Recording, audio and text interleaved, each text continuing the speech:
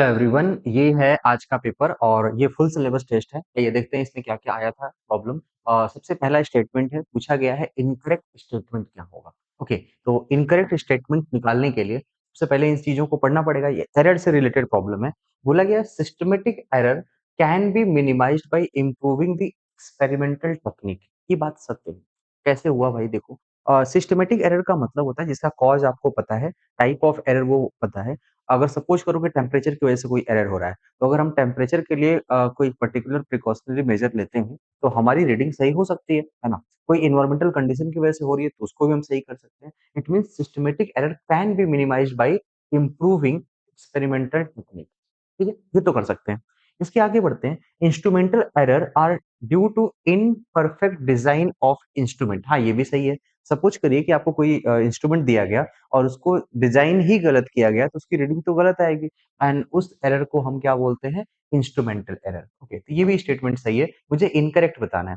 Systematic error are those error that tends to be only one direction. हाँ, देखो, error जो है वो दो टाइप के होते हैं। एक तो सिस्टमैटिक एरर होता है और एक होता है वो random error. Okay, systematic error and random error. Systematic error का नेचर फिक्स होता है।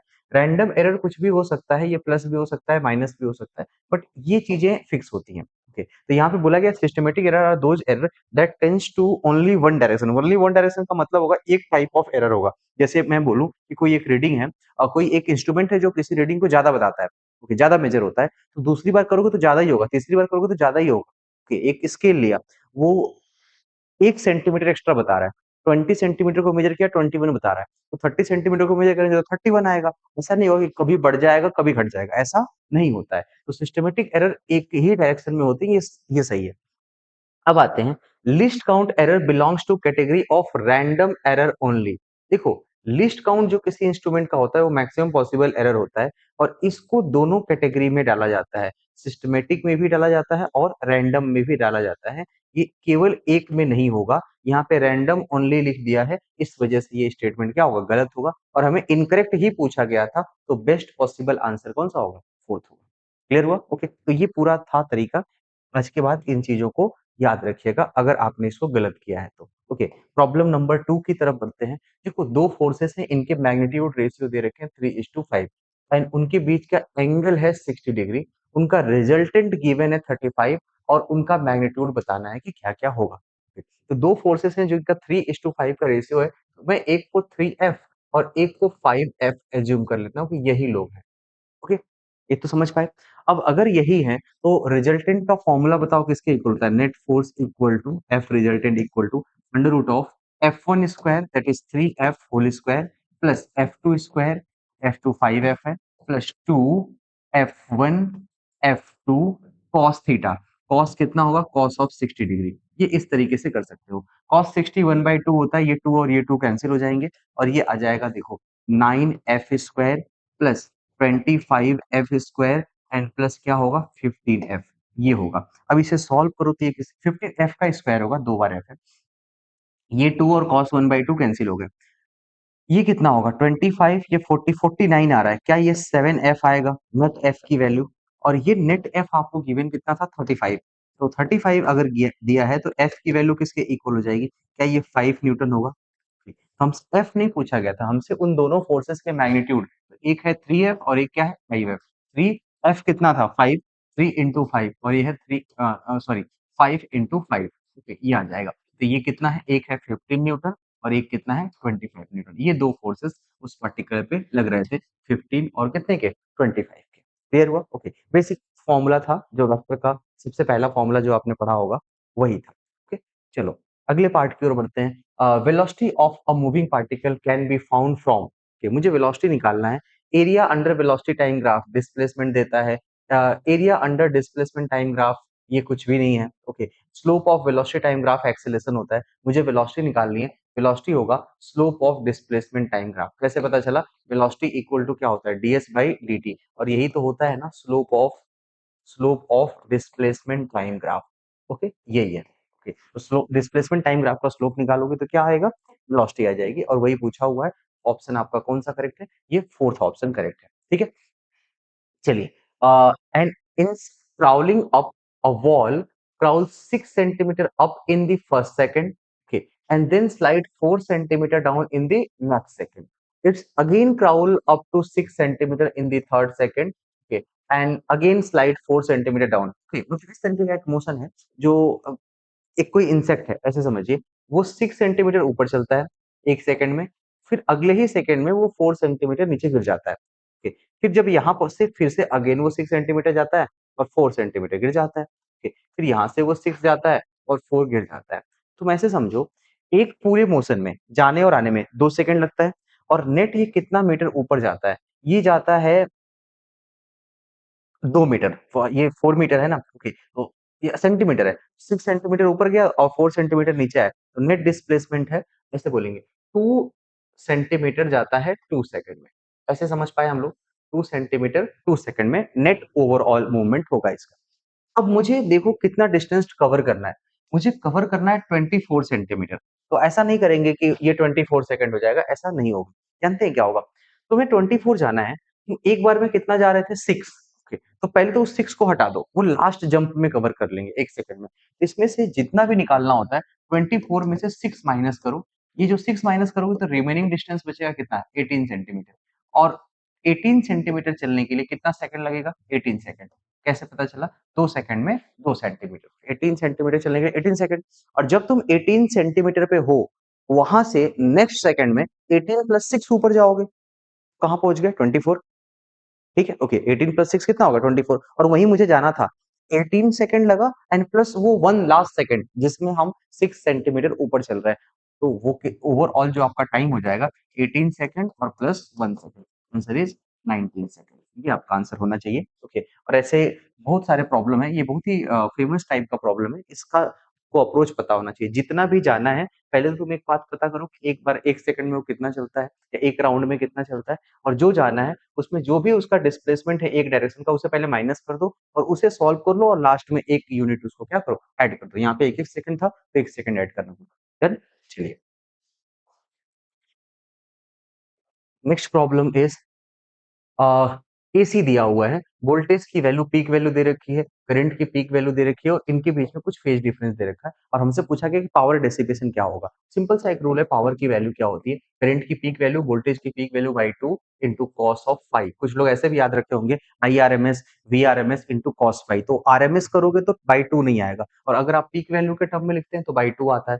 हमको यहाँ पे इक्वेशन से पीक वैल्यू देखने में ज्यादा आसानी हो रही है, इसलिए मैं ये यूज कर रहा हूँ। करंट की पीक वैल्यू है 40 multiplied by 50 divide by 2 into cos of pi by 3 कितना होता है? 1/2। और एक प्रॉब्लम है, ये मिली एम्पियर में है, तो ये मिली वॉट में आएगा। ओके, सुनिए, इसको सॉल्व करोगे, ये आएगा 500 मिली वॉट, या फिर अगर वॉट में लिखना चाहते हैं तो 0.5 वॉट आएगा। ऑप्शन देखो क्या है, वॉट में है तो क्या आ जाएगा? 0.5 वॉट हो जाएगा। ओके, ऑप्शन नंबर फर्स्ट इसका करेक्ट हो जाएगा। अगले प्रॉब्लम की ओर बढ़ते हैं। देखो, इसमें क्या है कि एक कोई पर्सन है, देखो उस पर्सन का मास है 50 केजी, किसी लाइट वेइंग मशीन पे रखा हुआ है, यानी वेइंग मशीन का कोई अपना मास नहीं होगा। बॉक्स का मास है 30 KG. The box is hanging from the pulley fixed at the ceiling through the light rope, in order to which the man managed to keep the box at rest। okay, इसमें कोई motion नहीं हो रहा है, then weighing machine की reading क्या होगी ये आपको बतानी है। ऐसे केसेस में क्या करते हैं, तुम इस कंबाइंड सिस्टम की फ्री बॉडी डायग्राम बनाओ। ठीक, कंबाइंड सिस्टम को एक साथ लो, जब रेस्ट पे है तो ऊपर इस स्ट्रिंग का टेंशन लगेगा, इसका भी क्या लगेगा? टेंशन लगेगा। और ओवरऑल mg, ये बताओ 50 केजी ये है, 30 केजी ये है, तो पर्सन प्लस केज सब मिलके 80 केजी हो जाएगा। 80 केजी को 800 न्यूटन बोलते हैं। ओके, ऊपर है 2t और नीचे है 800 न्यूटन। क्या टेंशन आ गया 400 न्यूटन? पहले ये बताओ, ये समझ पाए कि नहीं? ओके, यानी रस्सी का टेंशन है 400 न्यूटन। अब वेइंग मशीन की रीडिंग बनाने के लिए हमें क्या करना पड़ेगा? वेइंग मशीन की रीडिंग नॉर्मल होती है, जो नॉर्मल रिएक्शन होगा पर्सन और वेइंग मशीन के बीच में, वही उसकी रीडिंग होती है। इस पर्सन के ऊपर कौन कौन से फोर्स लग रहा है? एक तो रस्सी का टेंशन लग रहा है अवे, एक नॉर्मल फोर्स लगेगा ऊपर की ओर, और नीचे की ओर उसका अपना क्या लगेगा? mg। और अगर पूरा सिस्टम इक्विलिब्रियम में है तो ये पर्सन भी इक्विलिब्रियम में है। इट मींस कि नॉर्मल प्लस टेंशन जो है वो mg है, और पर्सन का mg कितना है? 500। 50 केजी का आदमी है तो उसका m इंटू जी कितना होगा? 500। और टेंशन तो हमें ऑलरेडी पता है ना, normal plus tension is 400 equal to 500। इसका मतलब नॉर्मल कितना आ गया? नॉर्मल आ गया 100 न्यूटन, और जो नॉर्मल है वही वेइंग मशीन की रीडिंग है। आपसे क्या पूछा गया, weight shown by the weighing machine is, it is equal to 100 newton. अगर ये केजी में पूछता तो 10 केजी बोलते, ठीक है, अगर ये केजी में पूछता तो हम 10 केजी बोलते। चारों ऑप्शन न्यूटन में थे तो हमने फोर्स ही लगा दिया। ओके, चलो नेक्स्ट प्रॉब्लम क्या है, which of the following statement is correct, correct statement बताना है, ठीक, okay. Work done bye static friction is always zero, गलत है। Work done bye kinetic friction always negative, गलत है। देखिए, फ्रिक्शन का वर्क डन कुछ भी हो सकता है, ऐसा नहीं कि स्टैटिक फ्रिक्शन, लोगों के दिमाग में होता है स्टैटिक फ्रिक्शन मतलब कि रुका हुआ है, मतलब नो डिस्प्लेसमेंट, मतलब जीरो वर्क डन, ऐसा नहीं होता है। जैसे एक एग्जांपल मैं देता हूँ, और ऐसे समझिए, एक ब्लॉक है, इसके ऊपर एक और ब्लॉक रखा, और मैंने इस ब्लॉक को चलाया, ओके, और धीरे धीरे चला रहा हूं मैं, तो ये ब्लॉक भी इसके साथ ही चल रहा है बिकॉज ऑफ फ्रिक्शन। इसके ऊपर फ्रिक्शन फोर्स तो आगे लगा ना, और ये स्टैटिक फ्रिक्शन है क्योंकि इनके बीच में रिलेटिव स्लिपिंग नहीं हो रही है, और फ्रिक्शन जिस डायरेक्शन में है, डिस्प्लेसमेंट भी उसी डायरेक्शन में है, तो यहाँ पे स्टैटिक फ्रिक्शन का वर्क पॉजिटिव हो गया, जबकि इन्होंने जीरो बोला था, इसलिए गलत है। ओके, काइनेटिक के बीच में रिलेटिव स्लिपिंग होती है, बट काइनेटिक भी कई बार उसी डायरेक्शन में लगता है जिधर डिस्प्लेसमेंट लगता है, क्योंकि ये सब रिलेटिव फेनोमेना है, इस वजह से ये भी स्टेटमेंट गलत है। कुछ एग्जांपल ऐसे भी आपको मिल जाएंगे जहाँ पे काइनेटिक एनर्जी, काइनेटिक फ्रिक्शन का वर्क क्या होगा, पॉजिटिव हो जाएगा। अब आते हैं, potential energy decreases when conservative force does positive work. Potential energy decrease का क्या मतलब है, कंजर्वेटिव फोर्स में सबसे पहले तुम ग्रेविटी ले लिया करो, ग्रेविटी सबसे आसान है। ग्रेविटी का पॉजिटिव वर्क मतलब कि ग्रेविटी की डायरेक्शन में जिधर फोर्स है उधर ही डिस्प्लेसमेंट हो रहा है। तो कोई इमेजिन करो, कोई पार्टिकल ऊपर से नीचे की ओर आ रहा है, जब ऊपर से नीचे की ओर आ रहा है तो ग्रेविटी का फोर्स भी नीचे है, डिस्प्लेसमेंट भी नीचे है, work done by gravity is positive. Okay, अब work done by gravity positive है, यानी कंजर्वेटिव फोर्स का वर्क डन क्या है, पॉजिटिव है। और जब कोई चीज ऊपर से नीचे आता है तो पोटेंशियल एनर्जी क्या होती है, कम होती है। अब इससे रूल बनाओ, जब भी कंजर्वेटिव फोर्स पॉजिटिव वर्क करता है, पोटेंशियल एनर्जी क्या होती है, डिक्रीज होती है। यहाँ देखो, potential energy decreases when conservative force does positive work, ये सही स्टेटमेंट है, और हमसे यही पूछा था तो यही होगा। चलो एक और पढ़ लेते हैं, work energy theorem is valid only for Newtonian frames, नहीं नहीं, ये सभी फ्रेम में वैलिड है। Okay, work is equal to change in kinetic energy is valid for all frames. कुछ लोग करेंगे ऑल फ्रेम में क्या चेंजेज आएंगे, देखो ये बताते हैं। Work done equal to change in kinetic energy में ना, काइनेटिक एनर्जी फ्रेम डिपेंडेंट होता है, वर्क डन भी फ्रेम डिपेंडेंट होता है। जिस फ्रेम का हम वर्क डन लिखते हैं, काइनेटिक एनर्जी भी उसी फ्रेम का लिखना होता है, ठीक है, और दोनों सेम फ्रेम में होंगे तो वो वर्क एनर्जी थ्योरम फेल नहीं होगा। हाँ, अगर वर्क डन तुम कार के फ्रेम में लिख रहे हो, काइनेटिक एनर्जी किसी और के फ्रेम में लिख रहे हो, और वर्क एनर्जी थ्योरम लगा रहे हो, तो गलत हो सकता है, तो वो एक एप्लीकेशन फेल्योर है। अदरवाइज ये वैलिडिटी इसकी हर जगह है, तो इसमें इनकरेक्ट करेक्ट स्टेटमेंट यही है। Okay, work energy theorem is valid only for, नहीं ओनली फॉर तो नहीं है ना, ये सबके लिए वैलिड है, फिर वह इसलिए ये गलत होगा, और ये क्या हो गया, सही हो गया। चलिए अगले पार्ट की ओर बढ़ते हैं। देखो, एक एक कोनिकल पेंडुलम है, यहाँ पे कोई मास है, इसको हमने सर्कुलर मोशन ऐसे करा रखी है हॉरिजॉन्टल में, ये रस्सी से कनेक्टेड है, इधर लगेगा टेंशन और नीचे क्या लगेगा, एनर्जी। ओके, ये दो फोर्सेस लग रहे हैं। हमसे पूछा गया है कि इसका एफबीडी क्या बनेगा, फ्री बॉडी डायग्राम क्या बनेगा। तो फ्री बॉडी डायग्राम आपको दिख रहा है, ऑप्शन नंबर 2, टेंशन इधर लगा और वेट किधर लगा, नीचे। ओके, प्रॉब्लम क्या है, for an observer stationary with respect to mass. Okay, इसको ध्यान से देखो। ओके, जो मास है वो खुद एक एक्सेलरेटेड मोशन कर रहा है, और जब वो एक्सेलरेटेड मोशन करता है तो इसका मतलब है कि हम जब उसी के ऊपर जाके बैठ जाएंगे तो रुका हुआ फील होगा हम, और वो रुका हुआ फील होगा, उसका फ्रेम जो है वो एक्सेलरेटेड है, तो एक्सेलरेटेड फ्रेम में हमेशा एक फोर्स फील होता है, उसको क्या बोलते हैं, स्यूडो फोर्स, और जो कि एक्सेलरेशन की क्या होता है, अपोजिट डायरेक्शन में। तो उसे हम लोग क्या बोलेंगे, ऐसे टेंशन इधर की ओर है, नीचे mg है, और इसका एक्सेलरेशन है पीछे इधर टुवर्ड द सेंटर, तो इससे अवे होगा मास इनटू सेंट्रीपिटल एक्सेलरेशन, और इसे हम लोग बोलते हैं सेंट्रीफ्यूगल फोर्स। तो जब तुम stationary observer with respect to mass, यानी जो पार्टिकल घूम रहा है उसके रेस्पेक्ट में बात करते हो, तो एक और फोर्स लगाना पड़ेगा जिसे आप सेंट्रीफ्यूगल बोलते हैं। क्लियर है, ओके। इस केस का आंसर तो ये सही होगा, ऐसा कहीं है, जी हाँ ये है। ओके, अच्छा ठीक है। कुछ लोग कह रहे होंगे कि अच्छा मान के चलो कि ये नहीं होता, observer stationary with respect to mass नहीं होता, ग्राउंड फ्रेम होता, तो आपका आंसर 2 सही होता। क्लियर है। और कुछ लोग ऐसे समझ रहे हैं कि सर सेंट्रीपिटल भी तो लगेगा टुवर्ड सेंटर, तो ये वाला क्यों नहीं है, ये इसलिए नहीं है कि सेंट्रीपिटल कोई एक्चुअल फोर्स नहीं है। सेंट्रीपिटल जो एक्सेलरेशन होता है वो सारे जितने फोर्सेस होते हैं उनका रिजल्टेंट टुवर्ड द सेंटर होता है, और उसकी value mv square by R होती है, वो अलग से कोई फोर्स नहीं होता है। इसलिए ये तो कभी नहीं होगा। ओके, ये तब होगा जब ग्राउंड फ्रेम की बात की जा रही है। ओके, ये तब होगा जब पार्टिकल फ्रेम की बात की जा रही है, और ये तो मतलब पाप है, आपने सेंट्रीपिटल भी लगा दिया, सेंट्रीफ्यूगल भी लगा दिया, ऐसा कुछ नहीं होता है। ओके, तो इस केस का आंसर क्या हो जाएगा? थर्ड करेक्ट हो जाएगा। ठीक है, ये थोड़ा कॉन्सेप्चुअली अच्छा क्वेश्चन था। आगे की ओर बढ़ते हैं। देखो, बोला क्या गया है कि काइनेटिक एनर्जी किसी पार्टिकल जिसका मास m है, travelling at distance s starting from rest under the action of constant force directly proportional to. देखो, काइनेटिक एनर्जी तो वर्क डन के ही इक्वल होगी, और कांस्टेंट फोर्स का वर्क डन होता है फोर्स इनटू डिस्प्लेसमेंट। अब फोर्स कांस्टेंट है, डिस्प्लेसमेंट कांस्टेंट है, इसमें मास कहां से आ गया? मास तो है ही नहीं, इसका मतलब काइनेटिक एनर्जी मास पे डिपेंड नहीं करता, और डिपेंड नहीं करता तो मास की कितनी पावर मानी जाएगी? जीरो मानी जाएगी। समझ गए? ओके, चलिए। काइनेटिक एनर्जी में मास है, लेकिन जो काइनेटिक एनर्जी आया है वो तो फोर्स डिस्प्लेसमेंट ग्राफ से आया, तो उसका कोई मतलब नहीं बनता है। अब देखो, solid solid conducting conductor of radius A is carrying current I, तो उसके मैग्नेटिक फील्ड का ग्राफ बनाना है। बोर्ड का क्वेश्चन है, ध्यान से देखो। प्रॉब्लम क्या है कि एक कोई कंडक्टर है, ये सॉलिड है, इसका मतलब ये है कि इसके अंदर भी करंट फ्लो कर रहा है, और जब अंदर भी करंट फ्लो कर रहा है तो अंदर अगर आप बी डॉट डी एल लगाएंगे, B dot d l equal to mu naught I, अंदर भी तो मैग्नेटिक फील्ड आती है, वो जीरो नहीं आती है। और आपको पता है ये क्या होता है? Mu not J R by two, मतलब ये लीनियरली बढ़ता है। तो पहले तो ये स्ट्रेट लाइन बढ़ेगा ऐसे, ओके, ये गलत है और ये गलत है। और उसके बाद जैसे ही जब बाहर जाते हैं, तो बाहर का फॉर्मूला तो सबको पता है, mu naught I by two pi R. Okay, तो ये इनवर्स आर के साथ ये घटता है रेक्टेंगुलर हाइपरबोला का ग्राफ। ये कांस्टेंट है, इसलिए ये गलत है। मोस्ट करेक्ट आंसर आपका कौन सा होगा? सेकंड।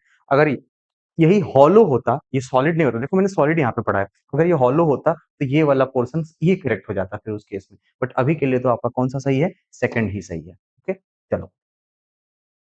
Problem number 11।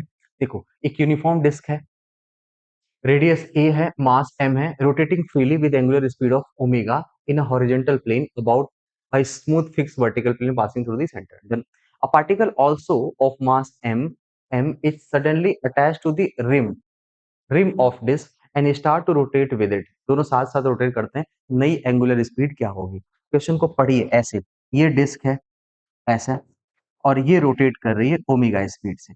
अब हमने क्या किया, इसमें चेंज कर दिया, इस ये डिस्क तो इसको ऐसे रोटेट होने दिया, और एक ऐसे ही एक और मास m इसके ऊपर लाके रख दिया, और ये ऑलरेडी m मास का था, तो अब इसका ओमेगा चेंज हो जाएगा। तो ऐसे केसेस में जब आप जेंटली प्लेस्ड करते हैं, एंगुलर मोमेंटम कंजर्व होता है, टॉर्क जीरो होता है। आप कंजर्वेशन ऑफ एंगुलर मोमेंटम लगा दीजिए, conservation of what? Angular momentum. Initial angular momentum और फाइनल एंगुलर मोमेंटम क्या होगा? बराबर। इनिशियल एंगुलर मोमेंटम कितना होता है?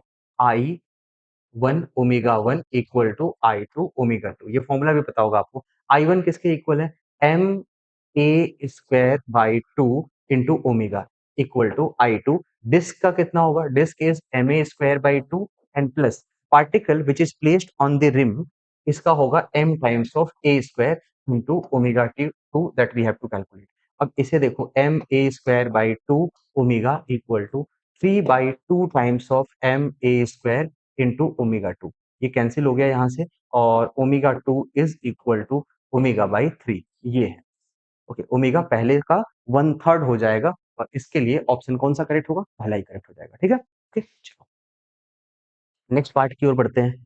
नेक्स्ट पार्ट प्रॉब्लम नंबर 12, इसमें आपको बताना क्या है? Moment of inertia of the wheel about axis passing through the wheel. Okay, और इसमें दिया गया है एक व्हील है, इसकी रेडियस r है, consist of a thin uniform rim of mass m। Okay, ये पूरा रिम है, इसका मास m है, इस पूरे का मास m है, और साथ साथ इसमें 6 थिन स्पोक्स लगे, उसका भी मास m है। ये ओके, ये 1 2 3 4 5 6, इन सब के मासेस कितने कितने हैं? m m m है, और इसकी मोमेंट ऑफ इनर्शिया बतानी है इसके अबाउट। तो moment of inertia is equal to moment of inertia of overall rim, that is M R square, plus moment of inertia of this rod, spoke is similar to rod of mass m, length r, M R square by three about end, about end. Okay, और ऐसे कितने हैं? Total 6 है, तो ये बन जाएगा M R square and plus 2 times of M R square. Net moment of inertia is equal to 3 times of M R square. ऐसा कोई ऑप्शन है क्या? Okay, it is second, 3 times of M R square. Clear हुआ? Okay, next problem आपसे क्या पूछा गया है? ये बाइंडिंग एनर्जी पर न्यूक्लियन वर्सेस मास नंबर का एक कर्व है। ओके, ये ग्राफ याद होगा आपको, न्यूक्लियर फिजन एंड फ्यूजन में बात करते हैं। ओके, बाइंडिंग एनर्जी और इसमें कुछ बोला गया है atomic mass number has a sharp peak for helium. Okay, helium nucleus यहाँ देखो, हाइड्रोजन से स्टार्ट होता है, फिर हम कहीं जाते हैं और ये रहा हीलियम सबसे शार्प टर्म है, then lithium, carbon, okay and iron, ऐसा कुछ है। तो हाइड्रोजन के बाद हीलियम में बहुत ही ज्यादा इंप्रूवमेंट है, एक शार्प कर्व आ रहा है यहाँ पे। तो उसका क्या मतलब है, that this implies that helium can easily be broken up, it is very stable, can be use as a fissionable material and it is radioactive. क्या ऐसा होगा क्या? देखिए, इसमें जो बेस्ट सुटेबल आंसर है वो है सेकंड। ऐसा क्यों हो रहा है इसको समझते हैं। बाइंडिंग एनर्जी पर न्यूक्लियॉन जितनी ज्यादा होती है वो उतनी ज्यादा स्टेबिलिटी ऑफ न्यूक्लियस को बताता है। तो यहाँ पे ये नहीं बताता it can be easily broken up. अगर इसकी एनर्जी ज्यादा है as compare to the surrounding nuclei, in that case it can not be easily broken up. Okay, और इट इज वेरी स्टेबल, हाँ ये बात सही है। It can be use as a fissionable material, नहीं ऐसा कुछ भी नहीं है। And it is radioactivity, no radioactivity has nothing to do with binding energy पर न्यूक्लियन। ओके, यूरेनियम का बाइंडिंग एनर्जी पर न्यूक्लियन बहुत ज्यादा है, बट वो भी तो रेडियो एक्टिव है। ओके, तो इसका मतलब बस इतना ही है, बाइंडिंग एनर्जी पर न्यूक्लियन जितनी ज्यादा होती है वो अपने आस पास के न्यूक्लियाई से ज्यादा क्या होता है, स्टेबल होता है comparatively. Okay, but binding energy पर nucleon is not only measure of stability of atom, ये भी न्यूक्लियाई, ये भी याद रखिएगा। ओके, चलो, if an earth satellite moves to a lower orbit, okay, पहले वो कहीं और था अब नीचे की ओर आ रहा है, there is some dissipation of energy, energy तो कम होगी, but the satellite speed increases। ये सही है, ध्यान से देखो ऐसा क्यों। ये सपोज करिए अर्थ है और अर्थ के ऊपर एक सैटेलाइट था जो ऐसे चल रहा था, और किसी वजह से इस सैटेलाइट की एनर्जी कम हो रही है। तो अब एनर्जी कम हो रही है तो ये अपने लोअर ऑर्बिट में फिक्स शिफ्ट करेगा, कुछ इस तरीके से ऐसे आएगा। ओके, अगर कंटिन्यूअसली इंक्रीज डिक्रीज हो रही है एनर्जी, तो कुछ कंटिन्यूअसली ऐसा ही डिक्रीज होता रहेगा रेडियस, कुछ देर के बाद वो अर्थ के किसी सरफेस पे गिर जाएगा। ऐसा कुछ होता है स्पाइरल पाथ को फॉलो करते हुए। Okay, ऐसा होना चाहिए। अब जब ऐसा होगा तो एनर्जी तो डिक्रीज होगी, डेसिपेशन होगा एनर्जी, बट सैटेलाइट स्पीड के बारे में बात करते हैं। इस केस में जो फोर्स लगेगा इसके ऊपर वो gm1m2/r² लगेगा ग्रेविटी के सेंटर के ऊपर, और टॉर्क तो जीरो ही होगा। और अगर टॉर्क जीरो होगा तो एंगुलर मोमेंटम कांस्टेंट रहेगा या कंजर्व रहेगा। और एंगुलर मोमेंटम कितना होता है, mvr। अगर ये कांस्टेंट है, ओके, और सैटेलाइट का मास तो उतना ही रहेगा। अगर डिस्टेंस कम होता है तो v को बढ़ना पड़ेगा, r अगर डिक्रीज होगा तो v क्या होगा, इंक्रीज होगा। तो जैसे जैसे वो अर्थ के पास आता जाएगा उसकी स्पीड उतनी क्या होती जाएगी, बढ़ती जाएगी। तो यहाँ पे लिखा है स्पीड इंक्रीजेज, ये स्टेटमेंट सही है। और आगे बढ़ते हैं, speed of satellite is a constant quantity, नहीं ये कांस्टेंट क्वांटिटी नहीं है, अभी हमने देखा कि ये तो वेरिएबल है, and it also depends on path, energy, बाकी बहुत सारे फैक्टर हैं यहाँ से। जैसे यहाँ पर पाथ डिक्रीजिंग था तो एनर्जी बढ़ रही थी, ओके, तो काइनेटिक एनर्जी कम हो रही थी, ओवरऑल एनर्जी भी कम हो रही है, तो इस तरीके से ये चेंज होता है, कांस्टेंट क्वांटिटी नहीं है। तो इस केस में पहला जो असर्शन है वो सही है, और रीजन क्या हो जाएगा, गलत हो जाएगा। Speed of sunlight is a constant quantity, नहीं। okay. किसी गिवन ऑर्बिट के लिए वो कांस्टेंट हो सकता है, प्रोवाइडेड दैट कि ओवरऑल जो एनर्जी है वो कंजर्व रहे। ओके, चलो, एक बॉब है, इसकी लेंथ गिवन है आपको, इसकी स्पीड है 6 metre per second eight lowest point, ऐसा कुछ दिया हुआ है। ये लोएस्ट पॉइंट है और यहाँ से स्पीड जा रही है ऐसे, इसकी लेंथ एल है। अब अगर ऐसा गया तो जब ये 60 डिग्री पे पहुंचता है विद वर्टिकल, तो यहाँ पे इसकी स्पीड क्या होगी। ओके, अब ये फॉर्मूला आप पढ़े होंगे, v इक्वल टू, फॉर्मूला बोलो क्या है, vertical circular motion, you square minus two G L one minus cos theta. Okay, अब बताओ यू स्क्वायर कितना है, you square minus two G L one minus cos of theta is 60 degree, cos 60 1/2, 1 minus 1/2 1/2, after solving you will have you square minus of G L. v की ये value आ गई, अब इसकी value put करो, ये कितना है, under root of u square, u is 6 metre per second, 6 square minus g is 10, and length of the string is 0.5। Okay, ये आएगा root over 36 minus 5, and it is going to be root over 31 metre per second. Okay, velocity at general point in vertical circular motion, root over 31 metre per second. Clear है, basic formula आपको याद रखना था ये वाला। चलो आगे बढ़ते हैं, प्रॉब्लम नंबर 16। इसमें क्या बोला गया, एक वायर है and long straight wire, current is decreasing with time, current in the wire is decreasing with respect to time. और आपको बताना है इंड्यूस करंट कैसा हो, किसी एक में निकाल लो, दोनों का नेचर अपोजिट होगा, ये हमको भी पता है। तो आप जब इधर की ओर करंट लेके जा रहे हैं, हम चलो वन को डील करते हैं। ओके, करंट अगर ऐसा जाता है तो आप राइट हैंड कर्ल करिए, आपको पता चलेगा यहाँ की जो मैग्नेटिक फील्ड है वो क्रॉस है, ओके, 1 के पास क्रॉस मैग्नेटिक फील्ड है, इनवर्ड फ्लक्स है। और अगर मैं बोलूं कि करंट डिक्रीज हो रहा है, इसका सिंपल सा मतलब है कि जो अंदर की ओर फ्लक्स है वो भी तो डिक्रीज कर रहा है, और अंदर की ओर फ्लक्स अगर डिक्रीज करता है तो लेंज लॉ के अकॉर्डिंग करंट ऐसा जनरेट होगा कि वो फ्लक्स अंदर की ओर ही रहे। ओके, फ्लक्स जब तुम अंदर बनाना चाहते हो तो हाथ को कैसा घुमाओगे, क्लॉकवाइज। ओके, तो इसमें कैसी करंट आएगी, क्लॉकवाइज। ओके, और कोरिस्पॉन्डिंगली इसमें उल्टा हो जाएगा और इसमें क्या होगा, एंटी क्लॉकवाइज। ओके, तो clockwise in loop number 1, clockwise in loop 1 as well as in loop 2, no no no, clockwise in loop 1, anti-clockwise in loop 2, option number 2 is correct. Okay, हमने क्या यूज किया, लेंज लॉ।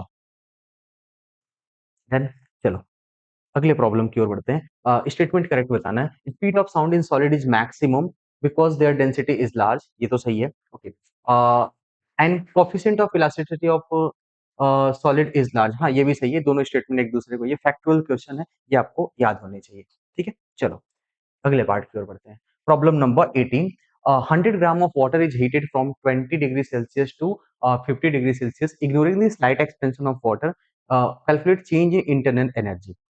मैं ऐसे बताता हूँ, change in internal energy of water molecule is equal to heat required to या heat given to increase the temperature and it is equal to m s delta T. Okay, हमें joule में निकालना है, तो एसआई सिस्टम को follow करेंगे। मास 100 है, इसे 0.1 केजी लिख सकते हैं, specific heat is 4200 joule per kg given है आपको, and change in temperature from 20 to 50, ये कितना होता है 30, और ये आंसर किस में आएगा, जूल में आ जाएगा।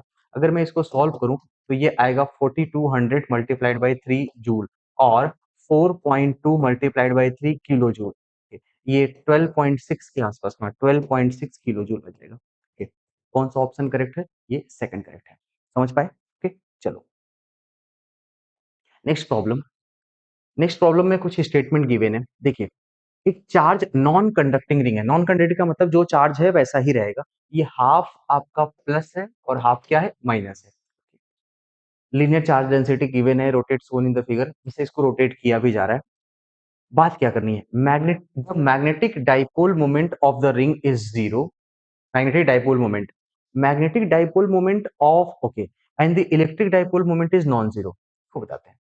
इलेक्ट्रिक डाइपोल मोमेंट जो होता है, सपोज करो ये पॉजिटिव चार्ज है, इनका नेट कहीं पॉजिटिव चार्ज यहाँ पे आया होगा प्लस क्यू, और इनका नेट नेगेटिव चार्ज यहाँ पे आया होगा माइनस क्यू, ये ऐसा पूछा गया है, बट इसको मैं ऐसा कंसीडर करता हूँ, इसकी जो डाइपोल मोमेंट है वो फ्रॉम नेगेटिव टू पॉजिटिव कुछ तो आएगा, तो ये कभी भी जीरो नहीं होगा, dipole moment is not equal to zero.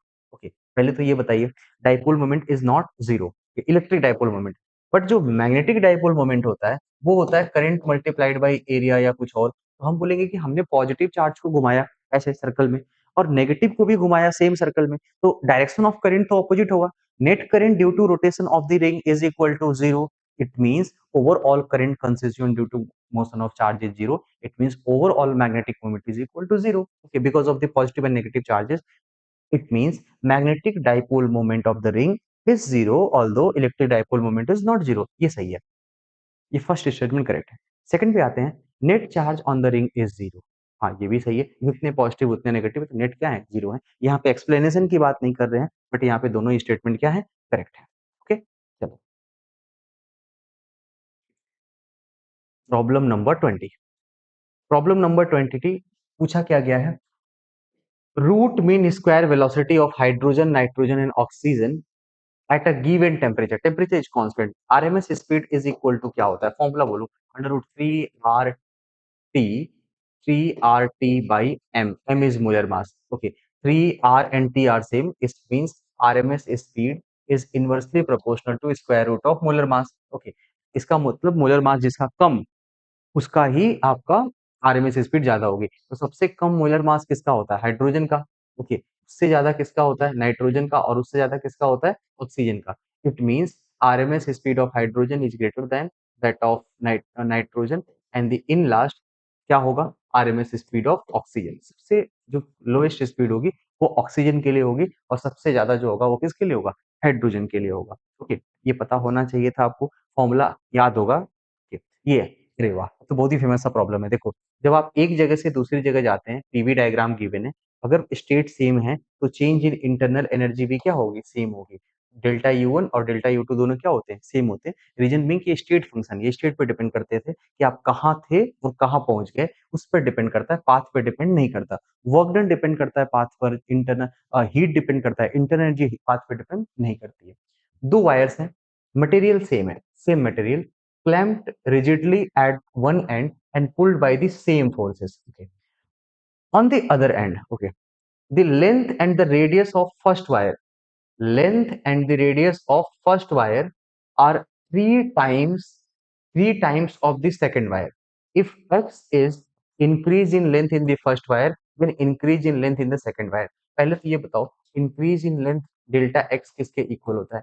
F L by Y into area pi r square, ये directly proportional to L by r square होगा। ओके, ऐसे सोचिए x1 by x2 elongation equal to L1 by L2 into R2 by R1 का क्या होगा? Whole square.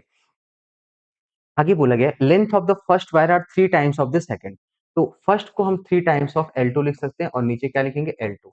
Okay, similarly radius three times of R2, three times of R2, इसका square होगा और ये L2 L2 कैंसिल हो गया, 3 इंटू 1/9, ये बन जाएगा 1/3। बट मुझे निकालना क्या है? ये x1 बाई x2 है, मुझे तो x2 निकालना है। x2 equal to three times of x1 और x1 कितना है? x था, इनिशियली x था, तो आपका करेक्ट आंसर क्या होगा? 3x। क्लियर हुआ? ये सिंपल मैंने इलोंगेशन का फॉर्मूला यूज किया और उससे हमारे आंसर आ चुके हैं। ठीक है, चलो नेक्स्ट प्रॉब्लम की बात करते हैं। एक पाइप है, लिक्विड फ्लो कर रही है through the tube which have uniform cross section area, मतलब एरिया सेम है। तो आपको पता है A1 V1 किसके इक्वल होता है? A2 V2। अगर एरिया सेम है, इसका मतलब वेलोसिटी भी हर जगह क्या होगा? सेम होगा। और यहाँ पे वेलोसिटी के बारे में बात करनी है, तो हर जगह VA और VV, ऐसा मत सोचना कि ऊपर से नीचे आएगा तो स्पीड बढ़ जाएगी, ऐसा कुछ नहीं है। ओके, एरिया सेम है, इट मींस वेलोसिटी भी क्या होगी? सेम होगी। पहला ऑप्शन करेक्ट हो गया। प्रेशर के बारे में भी कमेंट करना है। प्रेशर के बारे में कैसे कमेंट करें? देखो, वेलोसिटी इज सेम, तो ऐसे लिख सकते हैं PA plus half rho V square, हो तो सेम है सबका, PA equal to PB plus rho GH, ऐसा लिख सकते हैं क्या? PB, ओके नहीं, ऊपर से आप नीचे आ रहे हो ना, तो PA से माइनस करना पड़ेगा। आप ऐसे कर लो, PA plus half rho VA square plus rho G height of A equal to PB plus half rho VB square plus rho G height of B. ये VB VA बराबर है, ये तो कैंसिल हो जाएगा। सोचो, PA plus rho G height of A minus height of B equal to P B आएगा। इसका मतलब जो पीबी है, पीए में कुछ ऐड करने पे मिल रहा है, ये पॉजिटिव क्वांटिटी है, हाइट ऑफ ए ज्यादा है, हाइट ऑफ बी कम है, ये इन दोनों के बीच का हाइट डिफरेंस एच हो जाएगा। इट मींस कि पीबी जो है वो बड़ा है as compare to what? P A. Option number कौन सा करेक्ट होगा? 4। वैसे भी नीचे का पॉइंट का प्रेशर ज्यादा होगा। यहाँ पे ध्यान से देखो, यहाँ स्पीड भी है और आपका स्पीड तो खैर दोनों की बराबर है, यहाँ पे ग्रेविटेशनल फोर्सेस भी लगेंगे, तो इससे प्रेशर की वैल्यू क्या हो जाएगी? थोड़ी ज्यादा हो जाएगी। ठीक है, चलो अगले पार्ट की ओर बढ़ते हैं। एक कोई न्यूक्लियाई है, न्यूक्लियस एक्स, इसका मास नंबर है m, एटॉमिक नंबर है n, इसमें से एक अल्फा पार्टिकल निकला, तो क्या होगा? ये हो जाएगा m-4 और ये हो जाएगा n-2। अब इसमें से टू बीटा पार्टिकल्स निकाल दोगे, बीटा पार्टिकल निकलने से ये बढ़ता है, तो ये हो जाएगा x m-4 और n-2 n+2, तो ये ओवरऑल क्या हो जाएगा? nxm-4, ऐसा होना चाहिए। ऐसा कोई ऑप्शन है? पहला ही ऑप्शन है। क्लियर? ओके, चलो अगला पार्ट क्या है? Two small spheres of radii in the ratio of 2:5 fall through the viscous liquid and terminal velocity lies in the ratio of 25:4.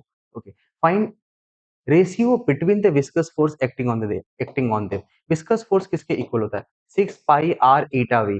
Okay, और v की जगह टर्मिनल वेलोसिटी लिख देंगे। ओके, तो फोर्स जो है वो directly proportional to r into V है।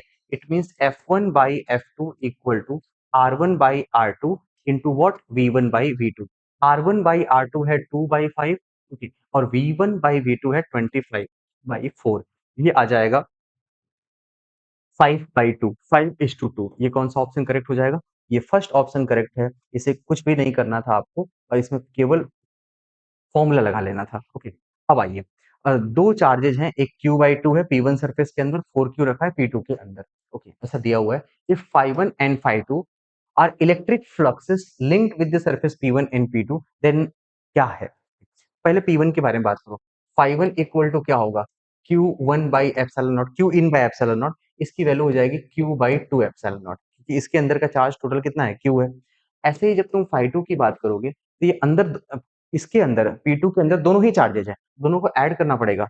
4Q plus Q/2 times of epsilon not, ये आएगा 9Q/2 एप्सिलॉन नॉट। ओके, ये 9 टाइम्स ऑफ phi1 हो जाएगा। phi2 equal to 9 phi1। Okay, phi2 equal to 9 phi1। ऐसा कौन सा ऑप्शन है? ऐसा फर्स्ट ऑप्शन है। गॉस लॉ केवल लगाना था, इसमें और कुछ खास करने की जरूरत नहीं थी आपको। ठीक है, चलो प्रॉब्लम नंबर 27।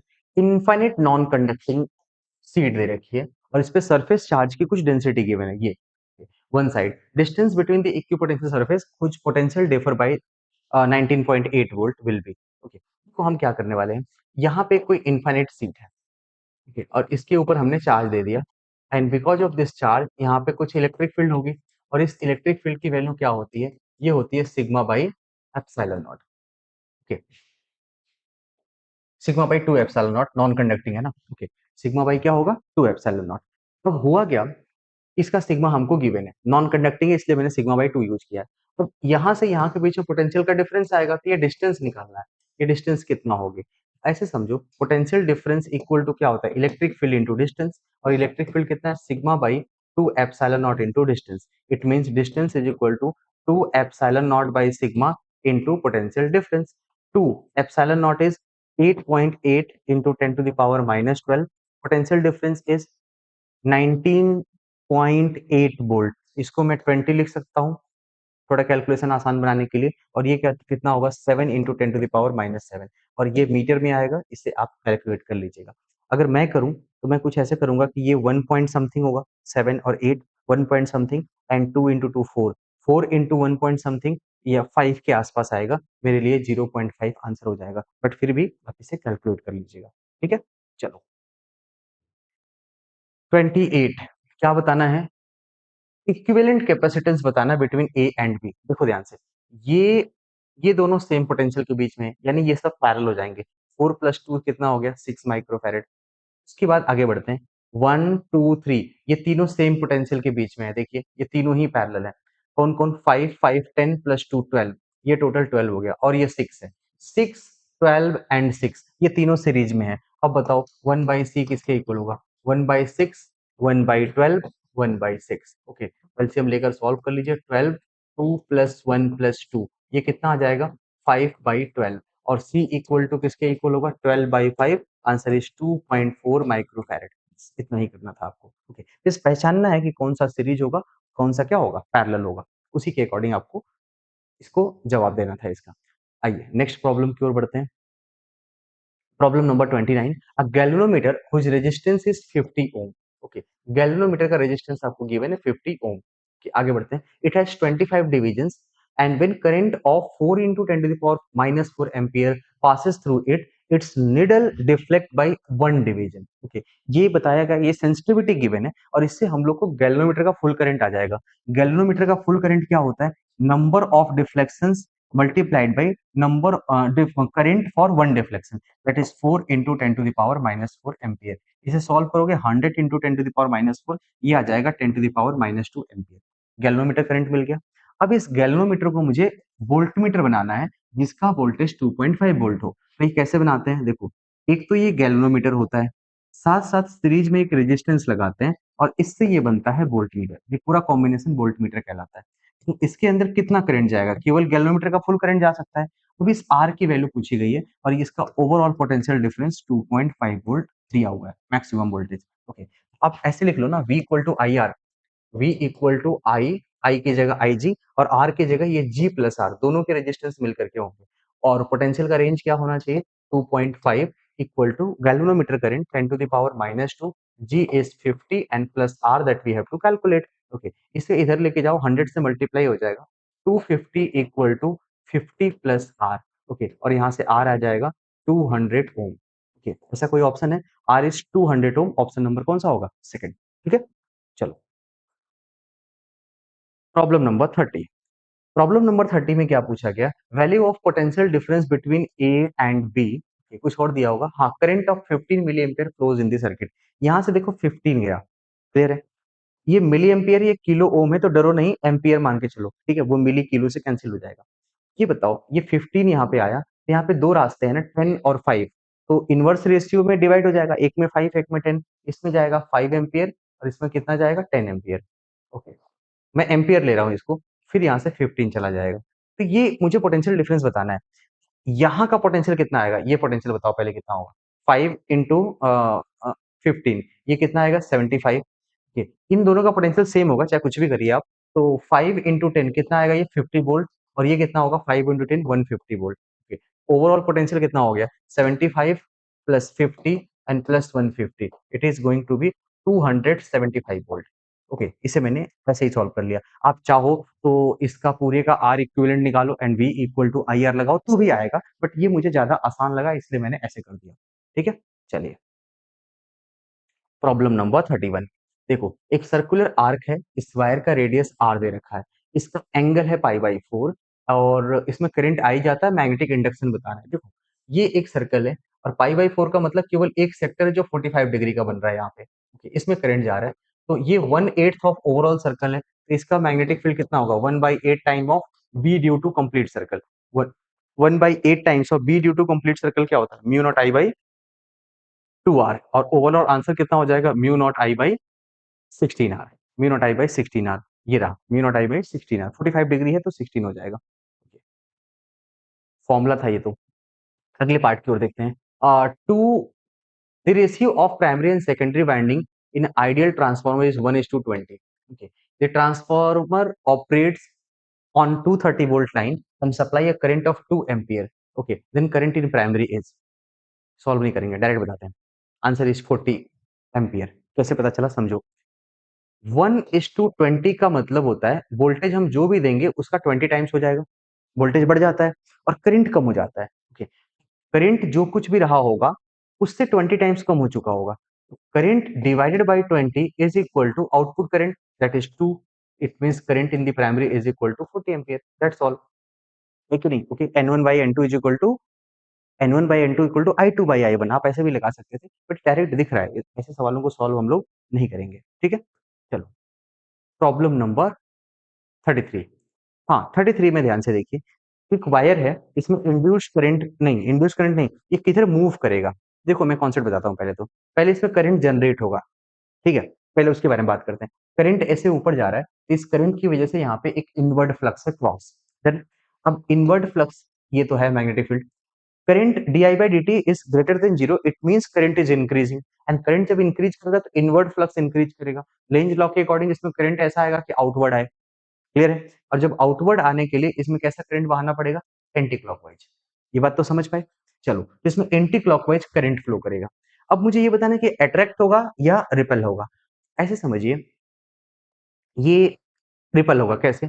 एक दो पैरेलल वायर, अगर एक डायरेक्शन में करंट होते हैं तो उसमें अट्रैक्शन होता है, एंड पैरेलल वायर इसमें ऑपोजिट डायरेक्शन में करंट होगी तो उसमें क्या होता है? रिपल्सन होता है। ये पहले से पता है। तो ये देखो, इसको एक वायर की तरह ट्रीट करो, इस ये पास में यही तो है, ये तो दूर है, इस पे फोर्स कम होगा, ये डोमिनेटिंग फोर्स होगा। और डोमिनेटिंग में ये कैसा है? ये दोनों एंटी पैरेलल है।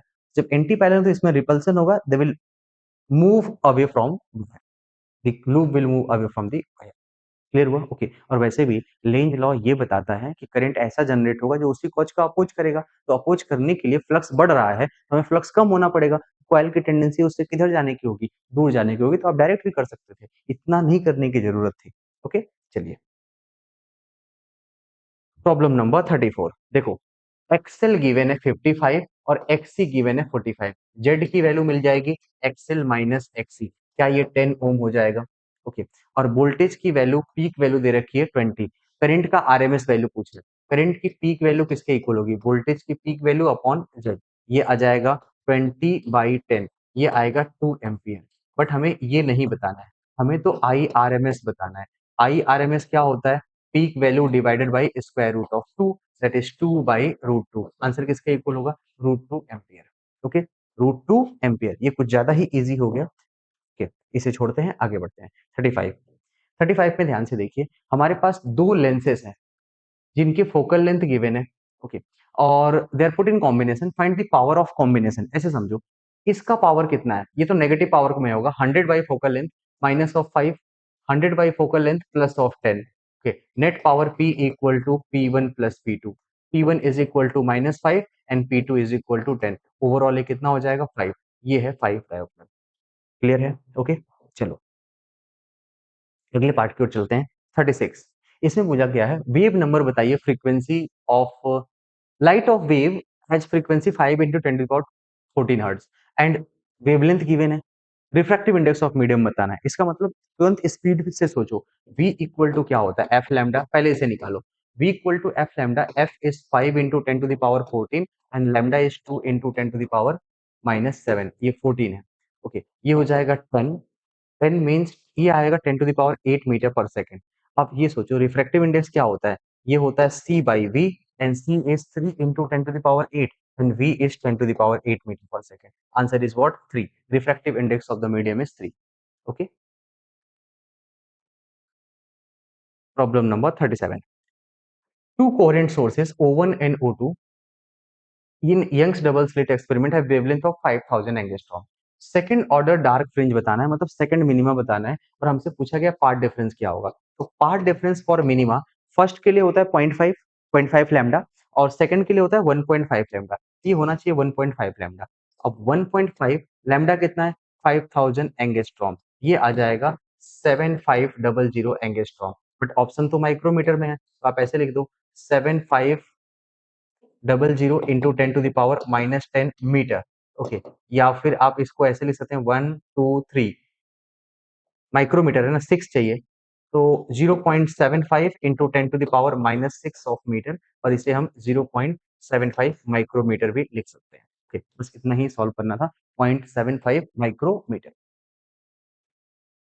Okay, next problem, problem number 38, इसमें क्या पूछा गया है, a particle of mass 1 into 10 to the power -30 kg electric charge given है, it is equal to charge of electron has de Broglie wavelength of 660 nanometer, kinetic energy of the particle is, ओहो ये तो बहुत अच्छा सा question है। देखो बताते क्या है, काइनेटिक एनर्जी पूछा गया है, काइनेटिक एनर्जी निकालने के लिए हम लोग charge multiplied by accelerating potential निकाल सकते हैं, और एक्सीलरेटिंग पोटेंशियल हम लोग निकालेंगे कहाँ से, de Broglie wavelength which is equal to h on p या under root of 2m times of kinetic energy which is equal to h upon under root 2m times of charge into accelerating potential. अब यहाँ से accelerating potential निकाल के यहाँ पे रखेंगे, तो यहाँ से पोटेंशियल v स्क्वायर कर दो, स्क्वायर करोगे तो लैम्डा स्क्वायर इक्वल टू आएगा H square by 2m Q into V, it means v equal to H square by 2m Q lambda square,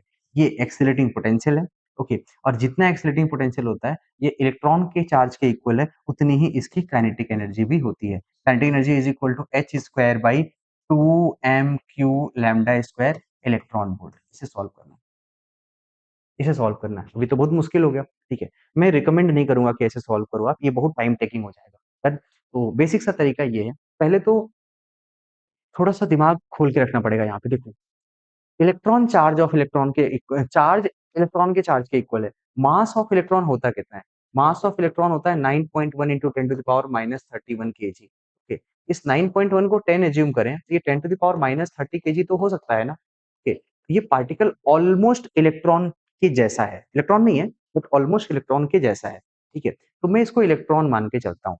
अब आपको ये पता है de Broglie wavelength of electron अगर एक्सीलरेटिंग पोटेंशियल गिवन है, ये होता है 12.27 by under root V in angstrom, ये फॉर्मूला आपको याद है, ओके, जब मैं एक्सीलरेटिंग पोटेंशियल निकालूंगा तो इसको होल स्क्वायर कर दूंगा, और वो भी फॉर्मूला मुझे याद है 150 upon lambda of electron hole square in angstrom, ये आपको याद है, ठीक है, और यही एनर्जी भी होता है इन इलेक्ट्रॉन वोल्ट। इसमें हम कहीं ना कहीं ऐसा कर सकते हैं क्या, 150 अपॉन लैम्डा इज 660 नैनोमीटर, इसको हम 6600 एंगस्ट्रॉम लिख सकते हैं और इसका होल स्क्वायर, और ये आंसर किस में आ जाएगा, इलेक्ट्रॉन वोल्ट में, और ये ज्यादा बेटर तरीका है सॉल्व करने का। ओके, अब इसे तुम सॉल्व करो, 15 150 upon 66 into 66 into 10 to the power 4, ये ऊपर जाएगा 10 टू द पावर क्या हो जाएगा -4, ठीक, तो 15 अपॉन 66 इंटू 66 इंटू 10⁻³ अब यहाँ से ऐसा कर सकते हैं, इसको अब आगे सॉल्व करो, एक अप्रॉक्सिमेटली 4000 के आसपास आएगा, ठीक है। 15/4000 इंटू 10⁻³ इस 4 को ऊपर लेके जाओ, 15/4 इंटू 10⁻⁻6 इलेक्ट्रॉन वोल्ट कुछ ऐसा आ रहा है। 15/4 ये 3 पॉइंट समथिंग इंटू 10⁻⁻6। अब ये है कि ये है एग्जैक्ट, थोड़ा सा यहाँ पे कैलकुलेशन करनी पड़ेगी, बट फिर भी इससे तो बहुत बेटर है। मैं रिकमेंड करूंगा कि आप ये वाला फॉर्मूला लगा लेना, ठीक है। ओके चलो 39 value of Rydberg constant given है, ये सबको पता है 10⁻7 होता है, ओके। और वेव नंबर निकालना है last line of Paschen series, last line of Paschen Lyman Balmer Paschen, Paschen means 3 from 3 to infinity की बात हो रही है। हाइड्रोजन स्पेक्ट्रम विल बी, और ये वेवलेंथ नहीं पूछा है, मीटर इनवर्स है, मतलब 1/लैम्डा पूछा हुआ है। 1/लैम्डा किसके इक्वल होता है, आर जेड स्क्वायर, हाइड्रोजन है तो लिखने की जरूरत नहीं है, 1/3² माइनस 1/∞² ये फॉर्मूला याद है, और ये हो जाएगा R/9। आर की वैल्यू कितनी है, 10⁻7/9, या फिर 0.11 इंटू 10⁻7, या फिर आप ऐसे लिख सकते हैं 1.1 into 10⁻6 meter inverse, okay. 1.1 into 10⁻6 meter inverse. चलिए प्रॉब्लम नंबर 40, इसमें बताना क्या है कि फॉरवर्ड बायस कौन सा है। फॉरवर्ड बायस के लिए पी को हायर पोटेंशियल पे होना पड़ेगा, एन को लोअर, ये तो रिवर्स हो गया, ओके। P0 N4 ये भी गलत है, P0 P-3 है ये भी गलत है, P0 N- हाँ ये सही है। ऑप्शन नंबर कौन सा करेक्ट हो जाएगा इसका, फोर्थ, ओके। ऐसे ही 41 के बारे में बात करते हैं। 41 एक गेट का क्वेश्चन है, और ये मतलब जितना हम लोग जानते हैं वैसा गेट तो नहीं, इसे सॉल्व करना पड़ेगा। क्या करोगे, ये देखो यहाँ पर ए है, यहाँ पे ए है, और यहाँ पे क्या जाएगा, ए बार जाएगा, और ये बी है, और यहाँ पे क्या आएगा, बी आएगा। तो यहाँ ए बी के दोनों का और है, और यहाँ पे नॉट है, ए और बी, और इनका क्या है, नॉट। इसकी वैल्यू मिल जाएगी डिमॉर्गन्स थ्योरम से, ए बार डॉट क्या होगा, बी बार। ये समझ पाए। चलिए आगे बढ़ते हैं। यहाँ से ए बार आएगा, यहाँ से बी आएगा, दोनों को ऐड करना है, फिर नॉट लगाना है, ए बार प्लस बी होल बार। जब तुम इसे सॉल्व करोगे तो ये आएगा ए बार bar into B bar, okay. और ए बार का बार क्या होता है, ये तो ए इंटू बी बार हो जाएगा। और अब यहाँ पे हम इन दोनों को प्लस करेंगे, तो जो रिजल्टेंट आउटपुट आएगा वो आएगा ए bar into B bar plus ए इंटू बी। अब यहाँ से बी बार कॉमन ले लो, ए बार प्लस ए इंटू क्या होगा, बी बार, ठीक। ये बार इंटू ए तो 1 होता है, चाहे कुछ भी हो, और ये बी बार, तो इसका आंसर आया फाइनल बी बार। ये सबसे सिंप्लीफाइड फिगर है, बी बार, ये फाइनल आंसर आया। बी बार का मतलब हुआ कि ए चाहे कुछ भी हो, जो भी है वाई उसका जस्ट उल्टा आएगा। तो 0 का 1, 1 का 0 होना चाहिए, ये तो गलत है। 0 का 1, 1 का 0 का 1 होना चाहिए, ये भी गलत है। 0 का 0 आ गया, ये भी गलत है।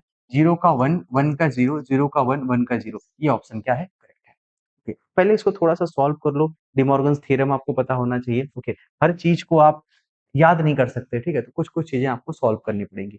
आइए, sorry, intensity of magnetization and magnetizing field का ग्राफ है, और मटेरियल है पैरामैग्नेटिक। आपको भी पता है इंटेंसिटी ऑफ मैग्नेटाइजेशन और मैग्नेटाइजिंग फील्ड आपस में डायरेक्टली प्रोपोर्शनल होते हैं, तो ग्राफ इनका कैसा बनता है, स्ट्रेट लाइन बनता है। क्लियर है, ओके। तो ये आपका कौन सा ऑप्शन हो जाएगा, ये तो थर्ड हो जाएगा, ठीक है। ये फैक्ट बेस बेस पे प्रॉब्लम था। आते हैं नेक्स्ट।